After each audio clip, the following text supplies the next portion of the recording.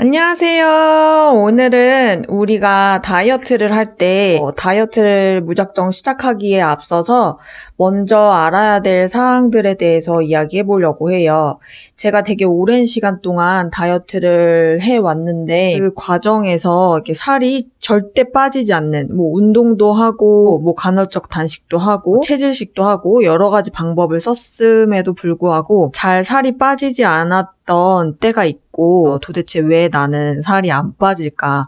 혹시 인슐린 저항성이나 그런 문제가 있는 게 아닐까 이런 생각을 되게 많이 했었는데 여러분들도 혹시라도 저와 같이 이렇게 다이어트를 다양한 방법을 시도를 했음에도 잘 살이 빠지지 않는다고 하면은 오늘 제가 말씀드리는 내용을 한번 체크해 보시면 좋을 것 같아요. 인터넷 화면을 보면서 같이 얘기해 보도록 할게요. 대략적으로 적게 먹으면 되겠지? 얼마큼 먹어야 될지 모르는 상태에서 그렇게 다이어트를 하다 보면은 생각했던 것보다 더 적게 먹어야 되는데도 불구하고 더 많은 양을 먹고 계실 수도 있어요. 그래서 내가 하루에 얼마를 먹어야 살이 빠지는지를 계산할 수 있는 방법에 대해서 공유를 해드려 보도록 하겠습니다. 먼저 구글에 케토 계산기를 검색을 할 거예요. 검색을 하면은 키토제닉 다이어트를 하는 분들을 위한 계산기가 나와요. 저는 제일 위에 뜨는 여기에 들어가 볼게요. 이 화면에 적혀 있는 대로 여기 체크를 해보시면 되는데 먼저 저는 여자니까 여자라고 체크를 하고 몸무게와 키를 적을 거예요. 근데 저는 지금은 많이 감량이 된 상태여서 감량된 몸무게로 쓰도록 할게요. 또 나이에 따른 대사량이 다를 수 있기 때문에 이 부분도 체크를 해보도록 하겠습니다.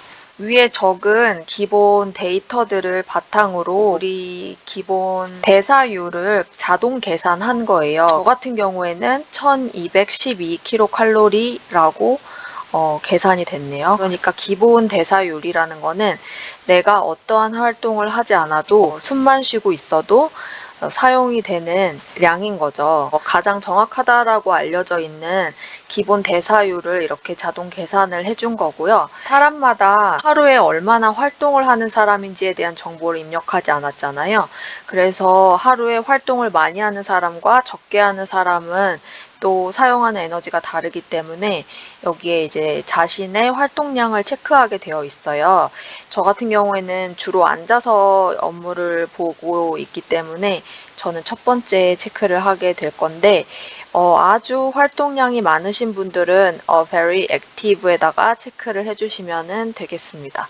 여기 아래에 자동 계산된 1333kcal라고 하는 부분이 저의 일일 에너지 소비량이라고 보시면 될 것 같아요. 그러니까 얼마나 체지방을 가지고 있는지 사실은 인바디를 측정해야 가장 정확하긴 한데 여기에서는 이제 인바디 기구 측정 없이 대략적으로 살펴볼 수 있는 사이트입니다. 그래서 여기 이제 하늘색으로 표시된 부분들을 클릭을 하시면 눈으로 볼 수 있는 사진을 통해서 이렇게 몸매들이 나올 거예요. 체지방량을 여기서 추측해 볼 수 있는데 아래로 내려가 보시면 남자분들도 이렇게 추정해 볼 수 있는 그림이 나와요. 여기 이제 하늘색 다 누르시면은 여기에 데이터 사진들을 보시고 체지방 율에 대해서 입력을 하시면 되는데요.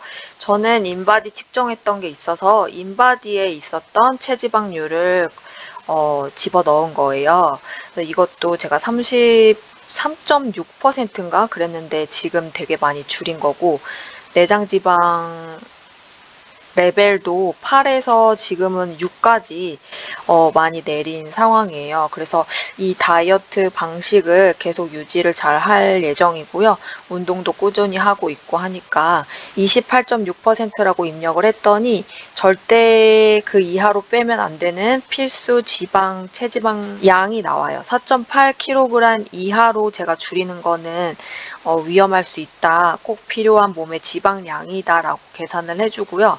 아래쪽에는 그러면은 하루에 탄수화물을 얼마를 먹을 수 있냐. 키토제닉 다이어트는 탄수화물을 제한을 많이 하잖아요. 그래서 하루에 저는 25g의 탄수화물을 먹을 수 있다. 컴퓨터처럼 지키지는 않지만 제한을 하고 있어요. 하루에 단백질은 얼마나 먹어야지 되냐? 이거 아까 용어가 다르죠? 먹을 수 있냐? 먹어야 되냐? 단백질을 먹는 게 되게 중요하대요. 키토제닉 다이어트에서 단백질은 저 같은 경우에 52g 이상을 먹어야 된다. 85g까지도 올려도 된다. 어떨 때냐면 근육이 조금 스트레스 받았을 때라던가 칼로리가 부족하다고 느꼈을 때 그렇게 할 수 있고, 저는 단백질 먹는 게 조금 쉽진 않더라고요. 그래서 일단은 여기다가 제가 선택한 거는 52g과 85g 중에서 60g을 한번 선택을 해봤고요.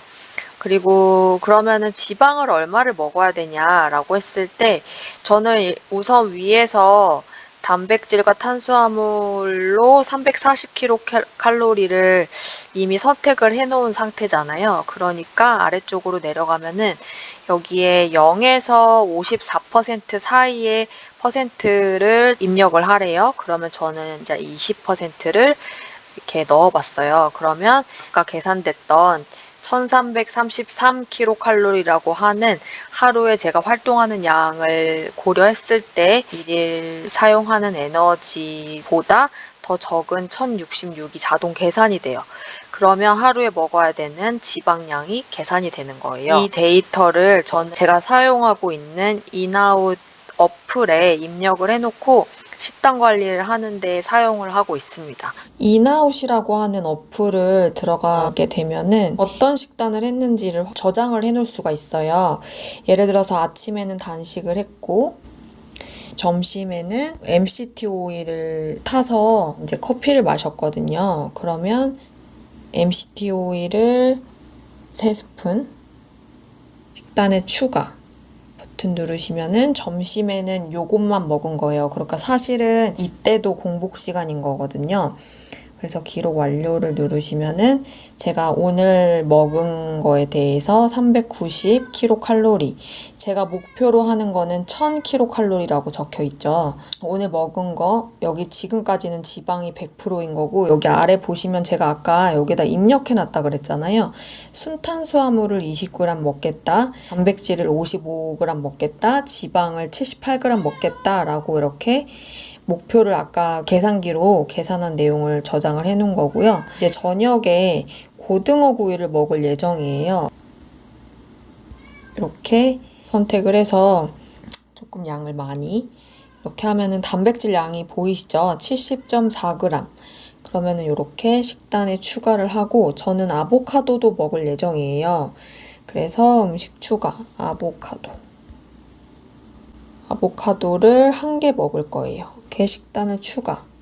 기록 완료를 누르면 오늘 제가 1470kcal를 먹었고, 여기서 순탄수화물이 5g, 단백질이 74g, 지방이 122g이 되는 거예요. 그러니까 오늘은 지방을 좀 오버해서 먹게 된 거죠. 이런 식으로 식단을 써 나갈 수가 있고요. 뒤에 이제 체중 변화를 입력할 수가 있어요. 매일매일 체중을 입력을 하면은 위에 나의 변화를 누르게 되시면은 여기에 이제 몸무게 변화라든지 이런 정보들이 실릴 수가 있어요. 그래서 주간으로 봤을 때 계속해서 몸무게가 조금씩 내려가고 있죠. 월간으로 봤을 때 몸무게가 조금씩 거의 2kg 정도 한 달에 감량을 한 거네요. 목표 체중 제가 적어 놓은 거 보이시죠? 칼로리 섭취량과 단탄지 비율 또 이렇게 적어 놨고, 푸시 알람이 오기 때문에 되게 사용하기 저는 만족이스러웠고, 그리고 이거 말고 단식 시간 재주는 타이머 어플도 있어요. 고 패스팅이라고 하는 어플을 사용하고 있는데, 이 어플은 이렇게 알림을 해줘서 제가 이렇게 들어가 보면은 오늘 같은 경우에는 저는 21시간째 단식 중이네요. 20대 4를 오늘은 하려고 했는데 이거 촬영 끝나고 아보카도를 먹고 그리고 조금 있다가 고등어를 구워서 먹으려고 합니다. 네, 이런 식으로 여기서 단식 중단을 누르게 되면 오늘 총 금식 시간 21시간 44분.